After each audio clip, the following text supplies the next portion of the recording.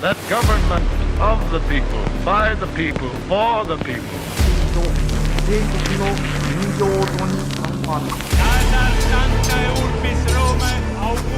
Да здравствует мир между народами. Урд минь Монголын уудам хад, хойно минь Монголын хүчрхэг их мордчлог байваа. Газын зурвалт бодж байгаа мөргөддөөнд Америк нэгдсэн улсын зүгээс Израилийг дэмжиж байгаагийн цаад учир шалтгааны талаарх мэдээллүүд Америк нэгдсэн улсын дотоодын болон Европын маш олон орнуудын бол одоо хэвлэл мэдээллийн агентлаг их сурвалжуудаар бол сүүлийн өдрүүдэд бол маш ихээр гарч эхлээд байна. Яг үүндээ бол одоо эдгээр мэдээллүүдийг харахаар бидний бодож төсөөлж байгаагаас бол хамаагүй том шалтгаанууд бүр шал өөр шалтгаанууд бол энэ бүхний цаана байгаа нь бол тун тодорхой одоо нэг нөгөө бодж эхлээд байгаа юм шиг байна.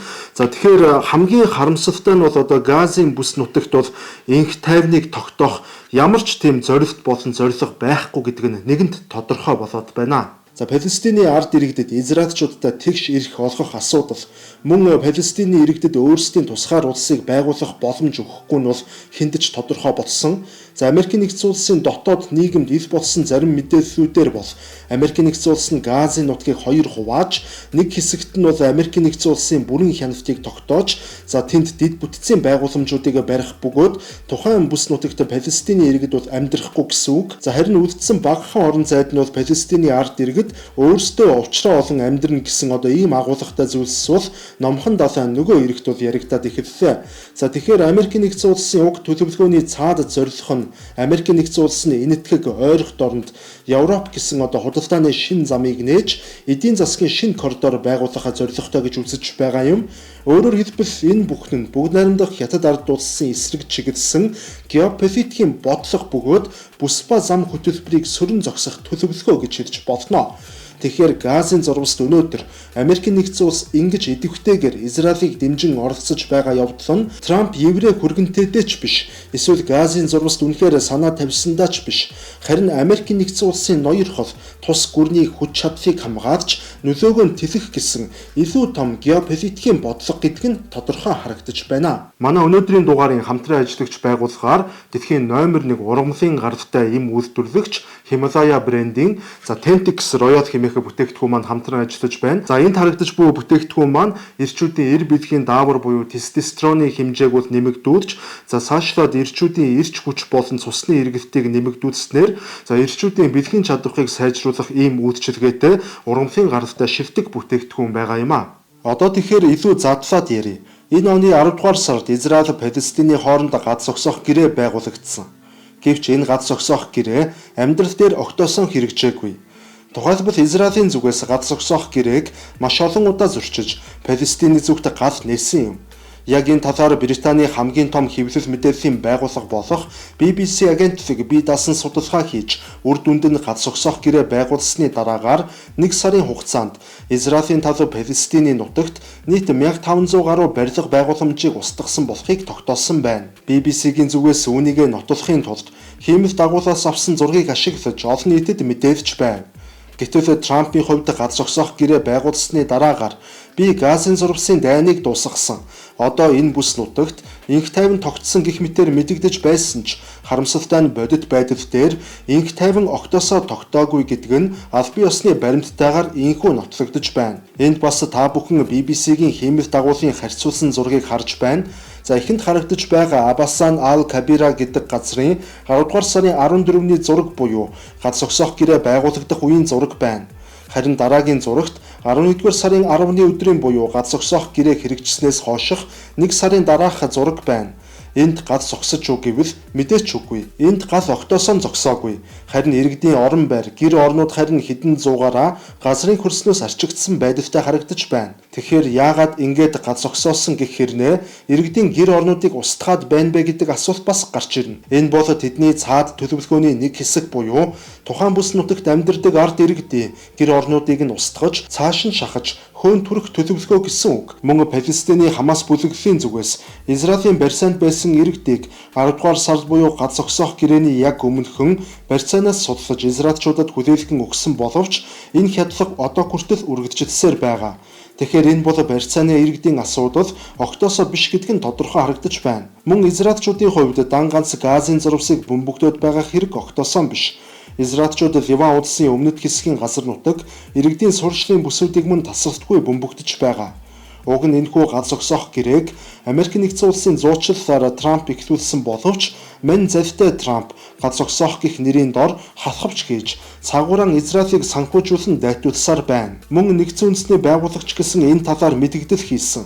Нэгдсэн үндэсний байгууллагын зүгээс Газын зурвалт галз зогсоох гэр огт хэрэгжихгүй байгаа бөгөөд Палестины иргэдэд хүмүүнлэгийн тусламж үргэлжлүүлэн өгөх хүсэлтэй байгаагаа албан ёсны сайтаараа дамжуулан илэрхийлсэн. Гэвч хамгийн аимшигтай нь Израилийн зүгээс хүмүүнлэгийн тусламжийн цавааг палестинчуудад хүргэх бүх зам гарцуудыг хааснаар ямар ч хүнс болон эмийн тусламж гаднаас орж ирэх боломжгүй нөхцөл байдалд ороод байна. Ер нь дайн эхэлснээс хойш Газын нутагт байсан Палестины байшин барилгуудын 83% нь бүрэн устдаж үгүй болсон гэх баримт бий. Бүхэл бүтэн 83%.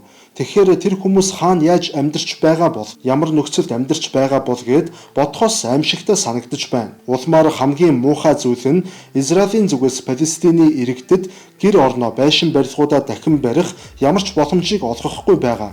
Ингээд өнөө хүмүүс гэр оронгүй, ундны цэвэр усгүй, хоол хүнсгүй, тог цахилгаангүйгээр бүгдээрээ майханд амьдарч байна. Нэг ёсондоо бол энэ контентын ихэнд хэлж байсан санаа буюу Газын нутгийг хоёр хуваах санаагаа Америк нэгдсэн улс энэ байдлаар хэрэгжүүлж байна уу гэх хардлага өөрөө ирэхгүй төрнө. Гэр оронгүй болсон, амьдрах аргагүй болсон хүмүүс хүссэн хүсээгүй гэр бүл ойр дотны хүмүүсээ хамгаалахын тулд арай дээр арай илүү боломжит газарт сайн дураараа нүүж таарна. Улмаар бүх хүмүүс газар нутгаасаа нүүчихвэл юу болох вэ? Тэр газар хоосон хоцорно гэсэн үг. Ингээд газар нутг нь хоосон, эзэнгүй болсон газарт Америк нэгдсэн улс болон Израилийн талынхан хүсснээрэн ажиллах боломж бүрдэнэ. Яг энэ талаар Британий алдарт Economist сэтгүүл мэдээлэл хийсэн. Бид бүхэн энэ сэтгүүлийг маш сайн мэднэ. Британий хамгийн том хэвлэлүүдийн нэг. Economist-ийн хувьд Америк нэгдсэн улсын бодлогыг тууштай дэмждэг. Америк нэгдсэн улсын хийж байсан бүхий л дайнуудыг дэмждэг нийтлэлийн бодлоготой ийм байгууллага. Гэвч Economist-ийн зүгээс энэ удаа Америк нэгдсэн улс болон Израилийн санаачилсан галз зогсоох гэрээг зомби галз зогсоох гэрээ гэж нэрлэв. Энэ нь юу гэсэн үг вэ гэвэл үхмэл гэрээ гэсэн үг. Ер нь бол огтоосон хэрэгжихгүй байна гэж ойлгож болно. Одоо харин нэлээд хэдэн сарын өмнө Америк нэгдсэн улсын ерөнхийлөгч Дональд Трамп Израилийн ерөнхий сайд Беньямин Нетаньяхутай цагаан ордонд уулзалт хийсэн. Энэ талаар Трамп олон нийтэд нээлттэй байдлаар Америк нэгдсэн улс нь Газын зурвасыг өөрийн мэдэлд оруулж авна гэж өөрийн амаараа хэлсэн удаатай. Та бүхэн яг одоо Катарын Al Jazeera агентлагийн мэдээг харж байна. Тэгэхээр Трампын хэлсэн энэ үг, энэ мэдэгдэл бол тэр чигтээ колоничлалын үзэл санаа юм. Ердөөсөө цэвэр колоничлал. Одоо би харин та бүхэнд Трампын амаараа ингэж хэлсэн бичлэгийг үзүүлье. The US will take over the Gaza Strip and we will do a job with it too. We'll own it. You know, Gaza is interesting. It's a phenomenal location. On the sea, some fantastic things could be done with Gaza. Яг үнэндээ бол үнэхээр аимшигтай. Ирэх чөлөөний өдгийн нутгийн ерөнхийлөгч ийм зүйл яриад байж байна. Тэгэхээр дэлхийн ертөнцийн дэг журам тэр чигтээ өөрчлөгдөж байгаа нь маргаангүй үнэн бодж таарах нь. Хүчтэй нь хүчгүйгээ барьдаг байгалийн балар эртний хууль эргээд хүчин төгөлтөр үйлчилж эхлэх гээд байна уу гэж бас айлгаж байна. Хүчтэй нь хүчгүйгээ гэдэг хууль бол яг энэ цаг үед яг энэ нөхцөл байдалд манай улсад, манай Монгол үндэстэнд хамгийн аюултай хууль юм. За тэгэхээр үргэлжлүүлээд гол сэдвтэ оръё. За мөн л Британий Guardian гэж агентлаг байдаг. Эдний сайтад Америк нэгдсэн улсын зэвсэгт хүчин Газын бүс нутгийг ногоон бүс болгон хуваагаад олон улсын болон Израилийн цэргүүдийг нэвтрүүлнэ гэсэн ийм гарчигтай мэдээ орсон. За өшөө задлаад харвал ногоон бүс гэх газарт Америк нэгдсэн улс болон барууны цэргүүд байрлаж өөрсдийн хяналтыг тогтооно. Тэнд бол мэдээч хэрэг түрүүн хэлсэнчлэн Палестин хүмүүс огтоосон амьдрахгүй. Харин Америк нэгдсэн улс тэнд дэд бүтцийн бүтээн байгуулалтыг хийнэ. Харин улаан бүс гэх газарт нь палестинчууд шахацлтан амьдрна. Нэг ёсондоо бол тэд эвдэрч сүйдсэн, нурж балгас болсон ертөнцид амьдрна гэсэн үг. Түрүүн хэлсэнчлэн нийт барилга байгууламжуудын 83% нь хэдийнэ устдаад байгаа. Тэгэхээр ямар ч тач Guardian агентлагт ийм мэдээлэл нийтлэгдэжээ. Тэгвэл та бүхэн яг одоо сая яриад байсан ногоон бүс ба улаан бүсийн зургийг харж байна. Улааныг тойроод Америк нэгдсэн улсын цэрэг байрлана. Ингээд харахаар палестинчууд хавчигдсан буюу мухар байрлалд орж байх шиг байна. За хоошоогоо харин Ливантай хэллэх боломжгүй. Урагшаага мөн Египттэй хэллэх боломжгүй. Бүх зүйлээс нь тасалж байна гэсэн үг. Хавханд байгаа харах шиг. Эсвэл яг л шоронд хорж байгаа юм шиг. Энэ ч утгаараа Палестины нутаг нь дэлхийн хамгийн том шорон болон хувирах уу? Хүн амыг нь бодохоор 2 сая хүний шорон гэсэн үг. Мөн цэвэр усгүй, хоол хүнсгүй, эм тариа байхгүй, майханд амьдардаг 2 сая ард түмэн. Тэгэхээр Guardian агентлагийн мэдээг үргэлжлүүлээд үзвэл Трамп нөхцөл байдлыг тогтворжуулахын тулд олон улсын цэргийг оруулна гэсэн байгаа. Хамгийн зарчил нь энэ бохир ажилд Европын холбоог бас татан оруулах гэж байгаа юм шиг байна. Британий зүгээс 1500 цэрэг, Францын зүгээс 1000 цэрэг, мөн Герман, Нидерланд болон Нордикийн улс орнуудаас цэрэг болон эмнэлгийн байгууллагуудыг оруулах хүсэлтэй байна гэж Америк нэгдсэн улс бичжээ. Та бүхэн бодоод үзээрэй. Өнөөдөр бол 18 эсвэл 19-р зуун октоосоо биш. Колоничлын эрүү үе хэдийнэ дуусгар болсон. Бас ч гэж худлаа үнэн олон улсын хууль дүрм гэж байна. Эсвэл Трамп магадгүй Путинтэй барьцаад байж болох юм. Яг энэ бол үнэхээр боломжтой таамаг. За тэгвэл одоо хамгийн сонин нь Йордан улс гэж байгаа. Исламын шашинтай, хаантай бүр 1967 онд 6 өдрийн дайнаар Израилийн эсрэг байлдаж байсан ийм улс. Гэтэл Йордан улс Америк нэгдсэн улсын уг төлөвлөгөөг дэмжиж 3000 орчим цагдаагийн офицеруудыг илгээх боломжтой гэдэг мэдэгдэл гаргасан байна. Манай хамтран ажиллагч байгууллага болох завтраг нь хууль зүйн товч байгаа та бүхэндээ танилцуулж байна. Хэрвээ танд болон таны аж ахуй нэгжид ямар нэгэн байдлаар хууль эрх зүйн зөвлөмж туслалцаа хэрэг болвол авторганд хандаарай. Тэгвэл одоо Washington Post-ийн нийтлэлийг харъя. Дайны дараа Газын бүс нутагдах хүн амыг сайн дураар нь нүүлгэн шилжүүлэх төлөвлөгөөтэй байна гэх гарчигтай ийм нийтлэл байна. Washington Post сонингээд та бодоорой. За тэгвэл энд хар одоо хамгийн чухал хэсэг.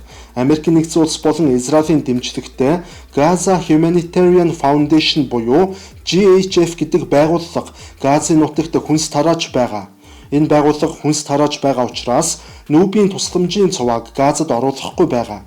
Гэхдээ энэ хаана хүнс тараагаад байна вэ гэвэл нөгөө улаан бүс дотор хүнс тарааж байгаа.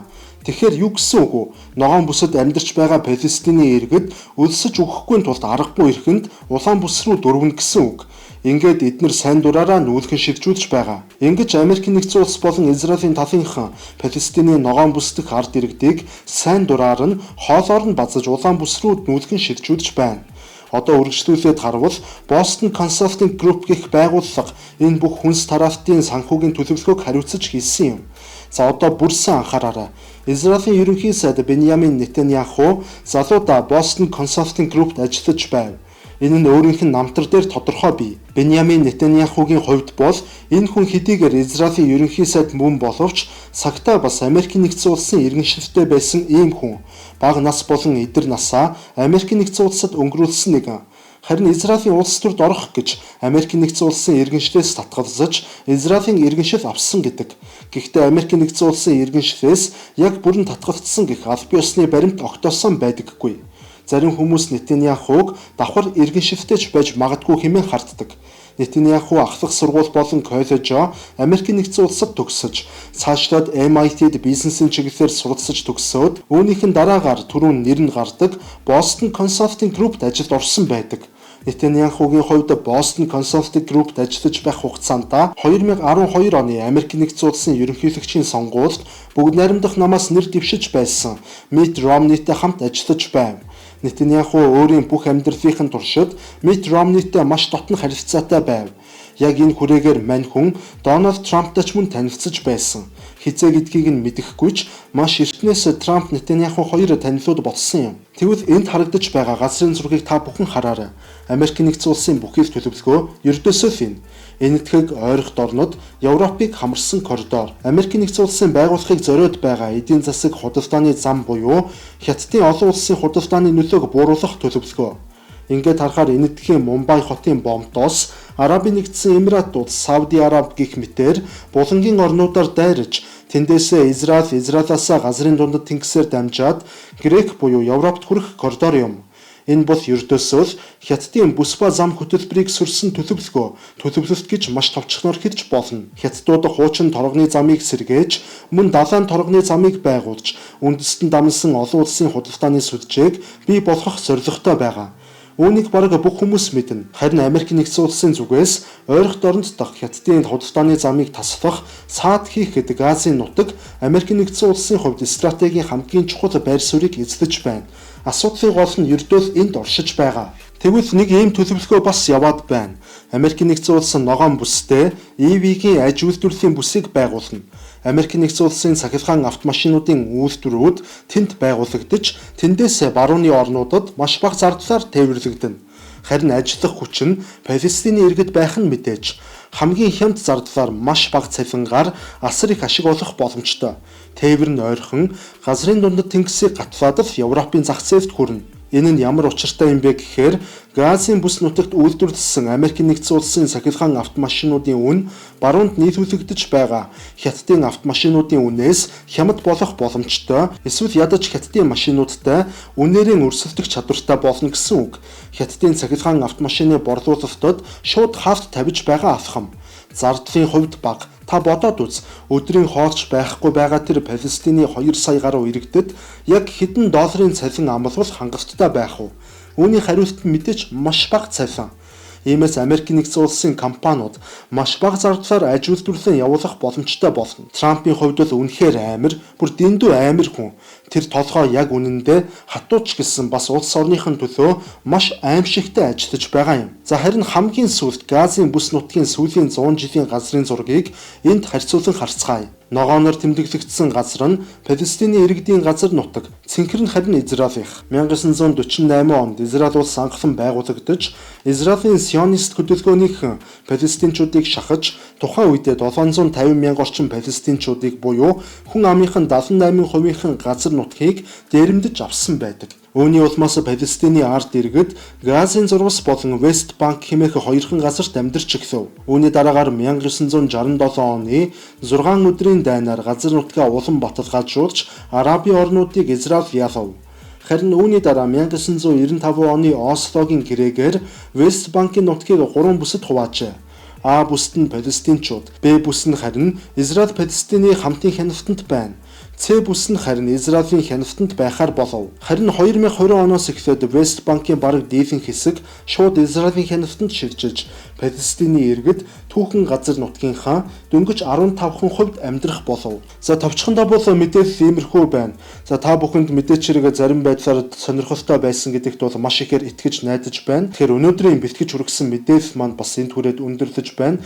За дараагийн дугаарт бас геополитикийн сонирхолтой асуудлын талаар бол дэлгэрэнгүй мэдээллийг хүргэх болно. Ингээд түр баяртай.